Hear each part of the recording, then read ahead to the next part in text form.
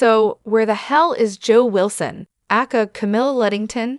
I know, this is probably a stupid question, but I have to ask. In the show, she's pregnant with twins and on bed rest, but it feels like she's been MIA for ages. I know some people like Joe, some don't, but for me, she's one of the reasons I still watch. And lately, it's like she's disappeared completely. Anyone know what's up with that? I have this sinking feeling that Joe and Link might be written out soon. You know, because they're probably getting too expensive. And with all of Joe's key connections gone, Rip Karev, Meredith, and Schmidt, they're probably just writing them off. Maybe they'll use the twins to give Joe a reason to step away from medicine, and Link will go into private practice or whatever. They've got enough kids to care for between them, so why not? But honestly, it's probably because the writers are obsessed with shoving Teddy and Owen into every single episode. It's like they're trying to break us. I used to feel bad for Teddy being stuck with him, but now they're both unbearable. Don't even get me started on Richard. Really? The old guy who can barely walk is still the go-to surgical mentor? How about we let him retire already? Seriously, it's painful to watch. Okay, rant over. So, about the absences. The veteran actors are missing a bunch of episodes this season, thanks to budget cuts. The newbies like Winston and the residents are cheaper, so they're getting all the screen time. Camilla, Katarina, Chris, Kim, Jason, and Kevin each missed at least 4 episodes, and Camilla and Chris have missed all of theirs, so they'll be back in the final 3 episodes of the season. It's obvious because their absences have been grouped together, unlike the others who have been scattered throughout. Jo, well, she's basically been ghosting us. She's on bed rest for her high-risk pregnancy, so I guess it's kind of a blessing in disguise. They are not rushing her into something dangerous just to get her on screen. But honestly, at this point, how old is Jo? It's wild how the writers have run out of ideas. So now all the female characters are just popping out babies left and right, usually unplanned and without complications, all in their late 30s or early 40s. Like, we get it. Grey's has officially turned into an empty shell of what it used to be. Ah, the good old days of Grey's Anatomy. Watching Derek's surgery in Season 3, Episode 18 really hit me with the nostalgia. The camera work back then was something else. Dynamic, intense, immersive. You could feel the pressure in the operating room. It wasn't just a surgery scene, it was the surgery scene. You were right there with them, drenched in the drama. Fast forward to the later seasons, and the whole thing just feels so flat. I mean, they've clearly dialed back the effort. The medicine, less of a priority. The shots, bland. It's like they went from top-tier cinematic tension to let's just get this over with mode. And don't even get me started on the intimate moments. The shots back then were gorgeous. There was something in the way they captured the characters, like the soft glow on Meredith's eyes in Season 1, which honestly was the best part of the show.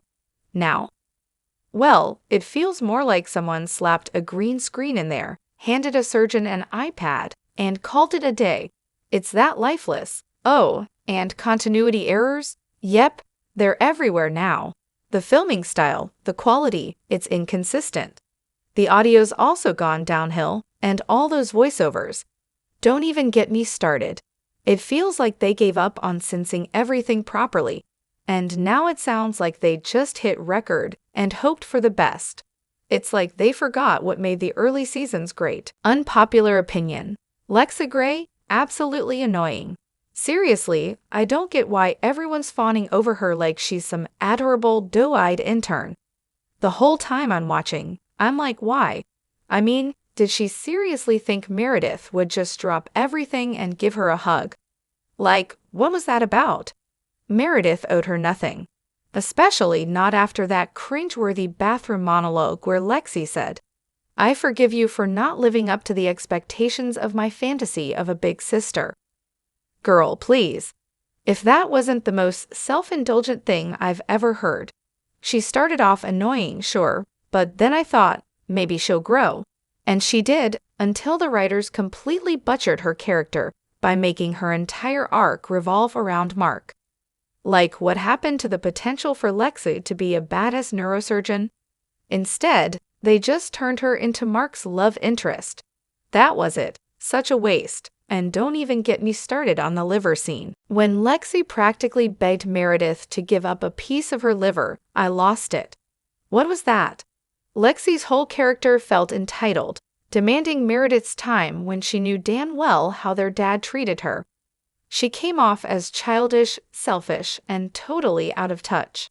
I really didn't get her purpose on the show.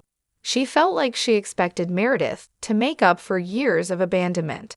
That's not Meredith's responsibility. And her relationship with Mark? Weird. I never bought into the great love story they were supposedly having. It always ended because Lexi couldn't compromise, plain and simple. At the start, I hated her for acting like Meredith owed her something.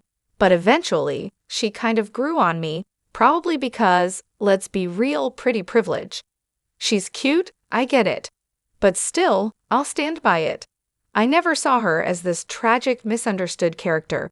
Her whole family thing was just her pushing her own agenda, not really caring about anyone else.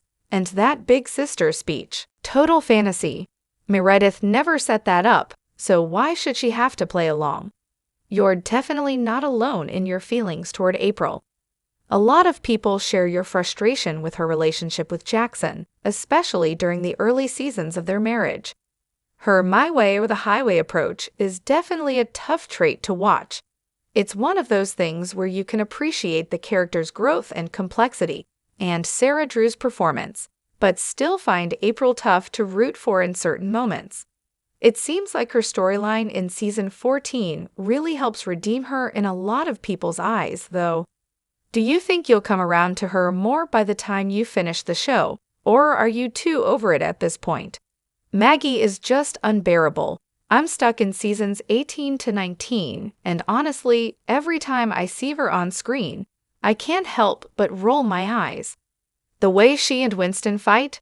Completely nonsensical. They got married, they had their honeymoon phase, and then, boom. Winston wants to be passionate about his brother, use the word miracle, or pursue his own dreams.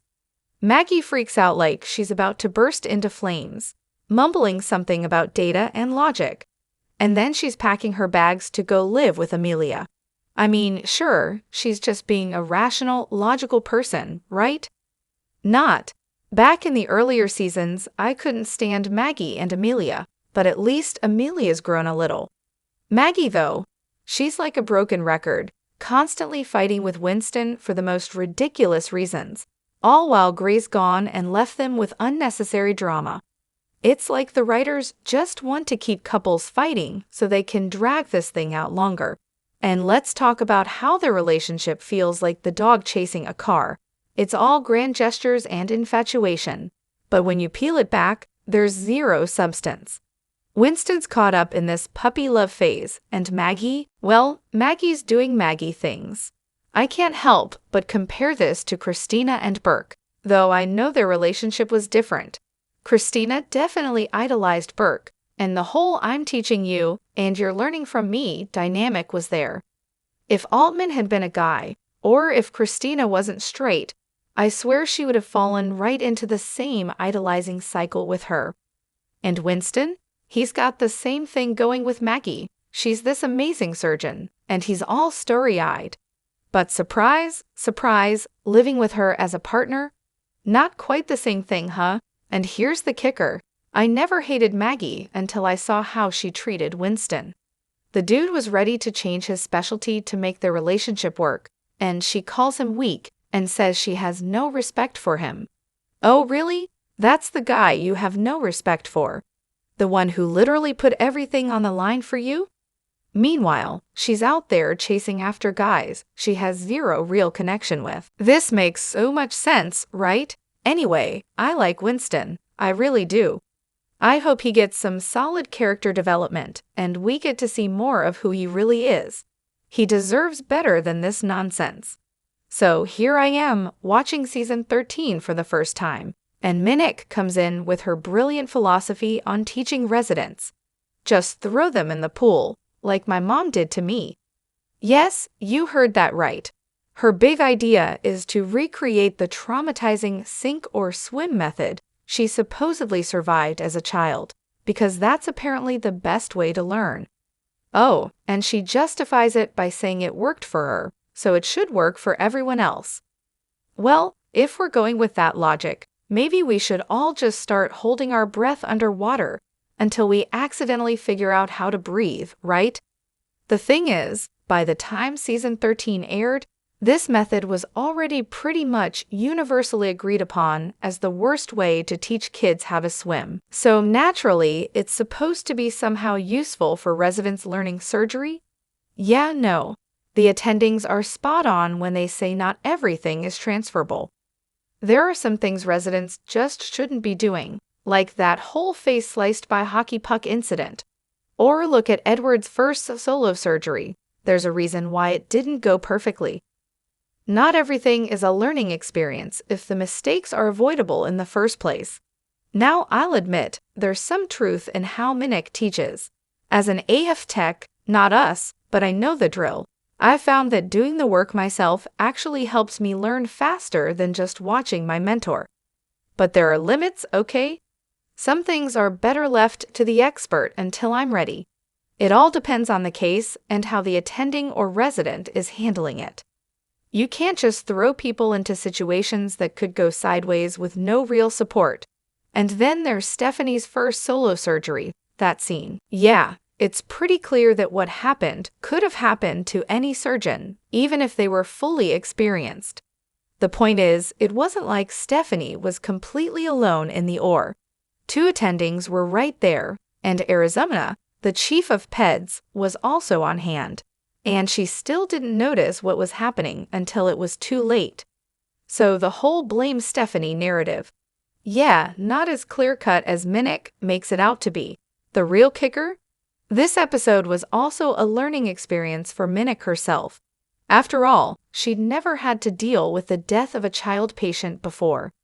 And spoiler alert, you'll see variations of her sink or swim teaching method again, without all the little safeguards Minnick puts in place. Trust me, after you see what happens next, your opinion on her whole approach might change, if it hasn't already. Oh, Jackie, let's talk about this train wreck, shall we? I've never understood the hype. Jackson and Maggie? Seriously, how did that ever happen? They have absolutely zero chemistry, and it always felt like the writers just decided, hey, we're running out of ideas. Let's throw Jackson and Maggie together and see if anyone buys it. Spoiler, no one did. Honestly, I'm currently rewatching for the millionth time, and it takes everything in me not to skip those episodes. I mean, I can usually get behind a couple if they have chemistry, even if I'm not a fan of them, but with Jaggy, it's like watching paint dry. I don't believe for a second that these two actually like each other, let alone love each other. And don't get me started on the fact that they never even had real scenes together before being shoved into a relationship. The whole thing feels like the writers forgot about all the groundwork laid for Japril and decided, why not try to force Jackson into a relationship with his pseudo-sister instead? Also, wasn't it the whole thing that the female showrunner hated Japril and April in general? So she made it her mission to erase them from the narrative. It just made zero sense, especially since fans were already struggling with Maggie being a replacement for Lexi. Then, instead of making Maggie her own character, they just pushed her as this perfect, almost Mary Sue figure while completely sidelining April. Honestly, it felt like an unfair move for the actors involved, especially since Jackson and Maggie didn't even feel like a good fit in the first place. And yeah, Japril forever. Every day, all day. If the writers had just let them have their moment, we could have avoided this whole mess. I'm starting the show again for the 3rd time. I always stop around season 6. So I might just use this space to post comments about it, if that's okay. I don't really have anyone to discuss it with. How do you feel about Burke? I've come to the conclusion that I really cannot stand him. At all. Honestly, the best thing that ever happened to Christina was him bailing on her on their wedding day, even though that was super shitty. I just finished the iconic choose me, pick me, love me scene. I actually like Myrrh and Derek together, but the whole mess with Addison still upsets me. I loved Burke and Christina together, but I did find Burke very pretentious. Plus, I hated how the show tried to make it seem like he was somehow a better person than Christina. For example, with Burke's obsession with that trumpet musician, fine, whatever. But Christina has interests too. She likes Madonna. So what's the deal with acting like Burke's somehow less stubborn or selfish than her? Also, Meredith, Addison, and Derek is probably the only love triangle I've ever liked on TV. I loved how untraditional it was, and how they made Addison so empathetic. She's still one of my favorite characters. I'm not sure how much of the show you've watched, but I really appreciate how the writers addressed Christina's relationship with Burke after Sandra Oh left. It's so easy to get caught up in Owen's mess, but Burke did a lot of damage too. Winston is just the worst. Seriously, he's constantly angry and aggressive towards Maggie, Amelia, the interns, the patients, you name it. I get it, Maggie broke your heart, but dude, therapy. Especially when he goes on his holier-than-thou rant to Amelia on the plane, acting like he's this calm, collected guy who doesn't throw tantrums in public. Newsflash, buddy, that's literally all you do, throw tantrums. It's like he's completely oblivious to his own behavior. And don't even get me started on Winston and Jules. It's not cute, it's creepy. The guy's the type who thinks any kindness from a woman means she's flirting with him. Jules is gonna shut that down, and then watch him turn into an aggressive jerk. On top of that, the guy lied to Maggie about his family and personal life the entire time they were together. It's like he can't handle a single thing in his life without making it a dramatic mess. I really don't blame Maggie for leaving him. Honestly, I thought I was reading a New Girl post when I saw Winston's name. What has he even done at this point? The writers clearly didn't know what to do with him. They probably thought the show was ending, so they just threw in random love interests for the main characters. Amelia had Link, Maggie had Winston, Meredith had Andrew/Cormac. Then, surprise, the show didn't end, and Maggie's actress made it clear she was leaving. So quick, let's throw in a bunch of marital drama for Maggie and Winston, only for them to break up, decide on long distance, and then, oops, actually, we're getting divorced for real. Winston has no real connections with any of the other characters. And look, I don't blame the actor. Work is work, and it's not his fault that Maggie's actress decided to leave. He was actually a decent character when he first showed up, but like most of the male characters on this show, the writers turned him into a jerk for no reason. Now, I honestly don't care what happens to him. He's two-dimensional at best. I liked Indigo at first, but now, he's pretty unbearable. I don't get why he's always so quick to anger. He's been a decent teacher at times, but other times he's just insufferable. It's part intentional and part bad writing. But either way, I hope someone calls him out or he figures his stuff out, because right now he's just a walking mess. When Grey's Anatomy finally ends, I can totally picture Meredith retired, sitting on a beach, finishing the last chapter of her book. I imagine this book is all about everything she's experienced since her intern year, and every opening monologue we've heard throughout the series is a chapter in it. She'd be reflecting on her journey, writing the final chapter while thinking of Derek. I really want a happy ending for Meredith, growing old, living on a beach, and just being at peace with everything she's accomplished as a doctor. Honestly, I prefer this ending over the theory I've seen floating around that her monologues are her recalling life after being diagnosed with Alzheimer's. That doesn't feel right for her character. This book idea seems like such a beautiful full circle moment, especially when you think back to season 1, when Meredith was reading Ellis's journals. It's perfect. Oh, I hear you. Richard Webber really does go full petty mode during that whole Peds Fellowship situation. I mean, come on, dude. You're the chief, act like it. Instead of just talking to Bailey like an adult, he lets his personal feelings get in the way and turns into this passive-aggressive mess. It's like, hello, Bailey's a freaking rock star, and she'd make an amazing pediatric surgeon. But no, instead of supporting her, Weber decides to make things awkward and weird. No wonder the hospital's always in chaos. Weber's mixing up emotions with leadership and somehow expecting things to run smoothly. And don't even get me started on that "I feel like I am" moment when Weber, in all his wisdom, says she'd rather be babysitting. Honestly, Bailey's response just cracked me up. You can tell she's over it, but she keeps her cool like the professional she is, which just makes the whole thing even funnier.